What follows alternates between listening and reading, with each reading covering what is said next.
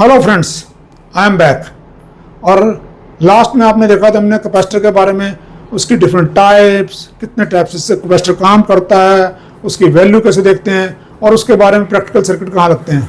तो आपको पता है हमारा नेक्स्ट टॉपिक जो है वो है इंडक्टर, जिसे हम एल से डिनोट करते हैं।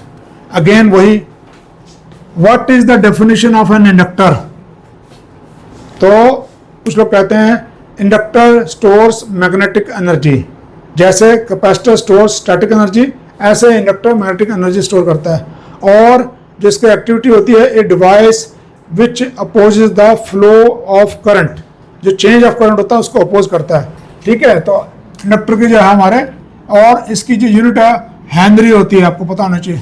हेनरी जो है वो बहुत बड़ी यूनिट है, तो नॉर्मली हमारे पास में माइक्रो हेनरी, मिली हेनरी, इस रेंज में हम चलते हैं, पर Henry is the actual unit.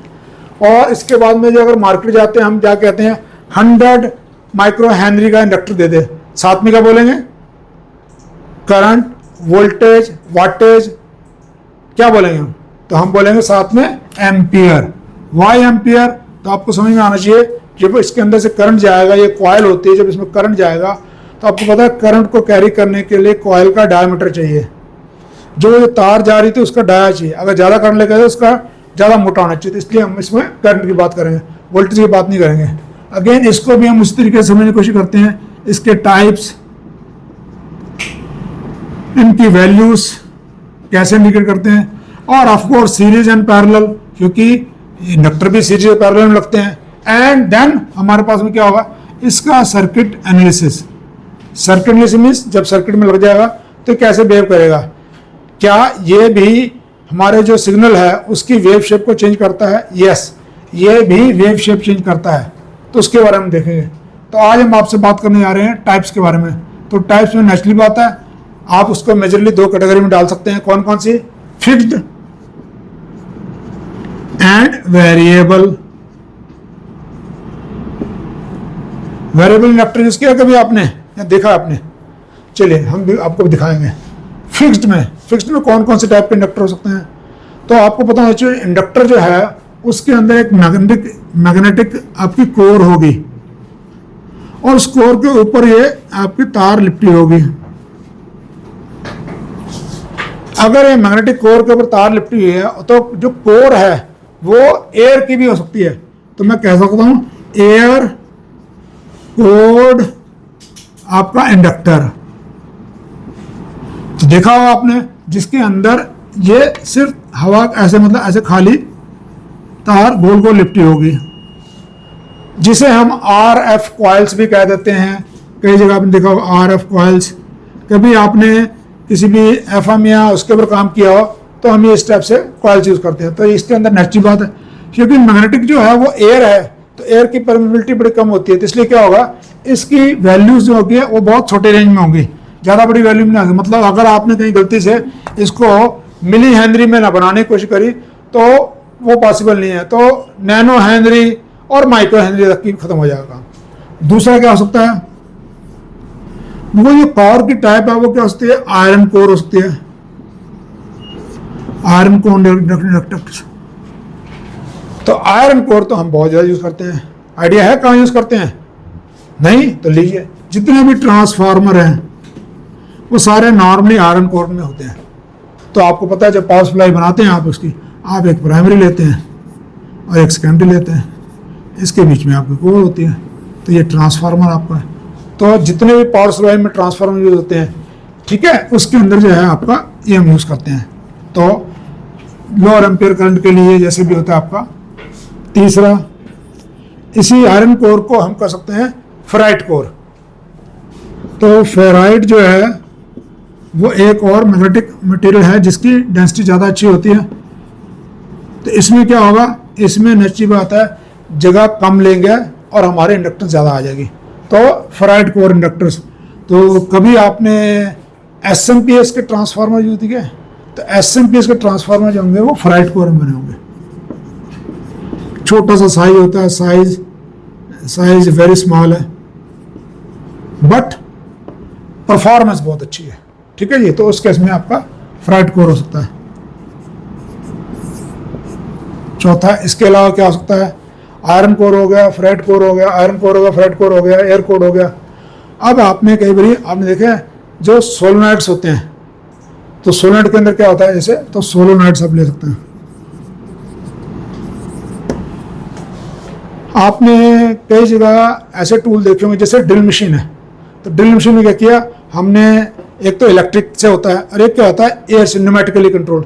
तो न्यूमेटिकली को में क्या होता है, जब एयर आती है उसके अंदर, तो क्या किया जाता है असल में मान लीजिए मैंने ये आपका बना दिया सोलोनाइड, और इसके अंदर मैंने एक वो दे दिया और यहाँ मेरी कॉइल लगी हुई है, ठीक है, और ये मेरा पाइप आ रहा है।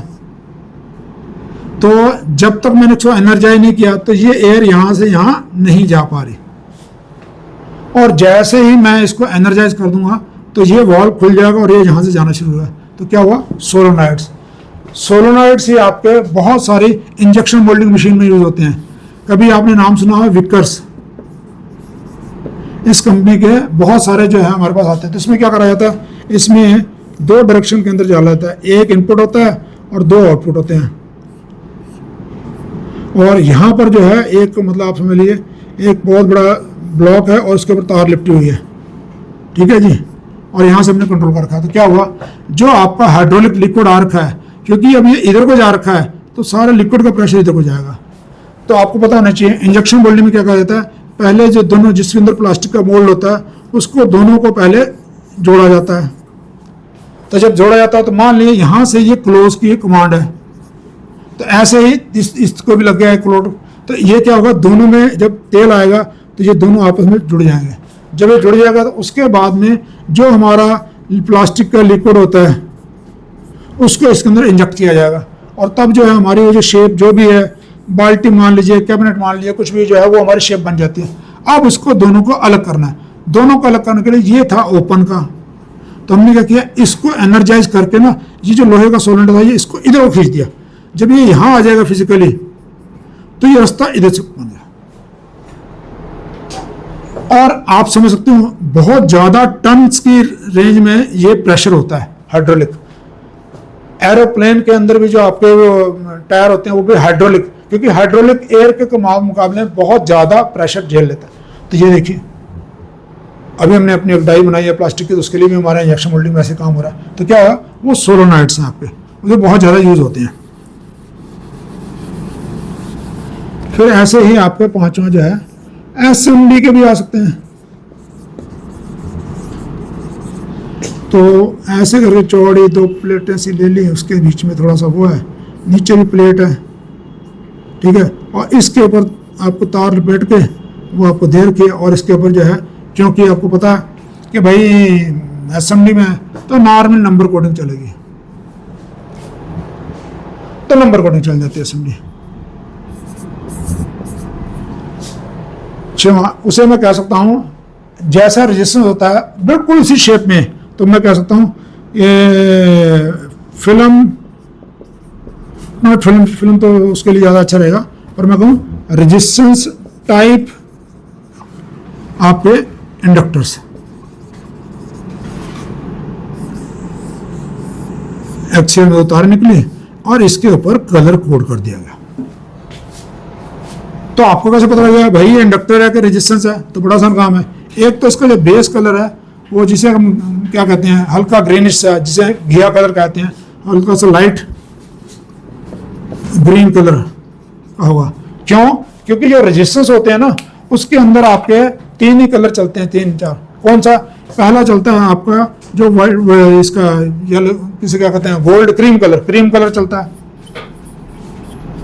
दूसरा ब्लू कलर चलता है उसके लिए MFR के लिए। तीसरा आपके लिए ग्रे कलर चलता है जो आपके MOR होते हैं, मेटल ऑक्साइड रेजिस्टेंस जो होते हैं उनके अंदर ग्रे कलर का होता है। तो वहां उसके बेस से भी हमें पता रहता है कि इसकी प्रॉपर्टी क्या है। तो यहाँ पर हल्का ग्रीन कलर है। तो जब आपको नजर आए ना कि यार ये तो जो है इन तीनों में से कोई भी बात नहीं बन रही, तो दिमाग में आना चाहिए या, क्योंकि इंडक्टर क्या होता है, it is just a coil. इसका मतलब अगर आपने मल्टीमीटर लगाकर इसको रेजिस्टेंस नापने की कोशिश करी तो कितना आएगा? बहुत कम क्या, इवन पॉइंटों में आएगा। तो आपको वहाँ 0-0 नजर आ जाएगा। तो आपको यार ये तो शॉर्ट है, पर ये सामान तो ठीक है। तो ये शॉर्ट है बेसिकली, क्योंकि तार ही तो है। तो तार है तो बट है क्या, ये इंडक्टर है। तो हमने ये भी इस टाइप के भी यूज करते हैं हम लोग बेसिकली, ठीक है। तो आप देख सकते हैं फिक्स टाइप में एयर कोर इंडक्टर हो गए, एयर कोर इंडक्टर, फिर आयरन कोर हो गए, फ्राइड कोर हो गए, सोलनॉइड्स हो गए, एसएमडी हो गए, ये हो गए। उसके बाद में सातवां, जितनी भी इलेक्ट्रिकल एनर्जी को मैकेनिकल एनर्जी में कन्वर्ट करने वाली चीज होती है वो क्या होती है? मोटर्स। भाई मैंने ऊपर क्या कहा था, एक करंट कैरिंग, तो उसमें भी तो करंट जा रहा है, कॉइल बनी होती है, दबके कॉइल निपटी, कॉइल से मैग्नेटिक फील्ड बनती है, magnetic field north pole south pole, north pole south pole, उसके हिसाब से तो मोटर्स की सारी रेंज जो है वो भी एक इंडक्टर्स में आ जाती है। एसी, अब डीसी के आगे, फिर एसी के अंदर और बड़ी सारी आ गई, कौन सी? Single phase, 3 phase, AC synchronous. DC में आ गई फिर आपकी नॉर्मल डीसी मोटर, फिर उसके बाद में स्टेपर मोटर, और उसके बाद में जो है आपकी सर्वो मोटर्स जो हमारे रोबोट्स में यूज होती हैं। सारी सर्वो मोटर्स जो हमारे रोबोट्स में यूज होती हैं, ठीक है। तो इस तरीके से आपके पास आप देख सकते हैं हमारे पास में ये सारी रेंजेस आ गई, ठीक है। अब एक वेरिएबल की बात भी कर लेते हैं। तो आप लोगों ने तो सुना नहीं होगा कि आपके तो अब सिलेबस में नहीं है, और जो पुराने सिलेबस थे जब हमारा ट्रांसमिशन रेडियो टीवी का एएम में होता था तो एक आईएफटी कहते थे, IFT, intermediate tuning frequency transformers. तो क्या होता था, ऐसे करके ना ऐसे ऐसे एक पीस होता था, उसके अंदर ये चारों तरफ कॉइल वो लिपटी होती थी, मतलब अंदर तार लिपटी हुई है, और यहाँ पर एक ना फ्राइड कोर की मैग्नेट डाली होती थी। फ्राइड कोर का मतलब एक वो स्क्रू डाला हुआ है। अब आपको पता होना चाहिए जैसे जैसे स्क्रू अंदर को जाएगा उसके हिसाब से उसकी इंडक्टेंस चेंज होंगी। तो हम लोग यहाँ पर इसको यूज़ करते हैं, इंटरमीडिएट फ्रिक्वेंसी ट्यूनिंग ट्रांसफार्मर जिस कहते थे। तो एएम और एफएम में हम लोग यूज़ करते थे। टीवी वगैरह में, रेडियो में, हम लोगों ने तो रेडियो वगैरह पे काम कर रखा था इसलिए हमें पता है। तो उस टाइम से ये क्या हुआ, वेरिएबल, फिक्स नहीं है ना, वेरी कर सकता है तो 2 टर्मिनल, बट क्योंकि ये जो फ्राइड कोर है ये अंदर बाहर जा रही है तो इसलिए ये वेरिएबल है। तो इस तरीके से आई थिंक हमने कवर किया है, और अगर आपको अच्छा लग रहा है तो हमारे चैनल को लाइक, शेयर, सब्सक्राइब करें, और अपने उन दोस्तों के साथ जरूर शेयर करें। कि कल ही हमारे पास में कई सारे जॉब्स की रिक्वायरमेंट आई थी, but sorry we can not send some people. Thank you and have a nice day.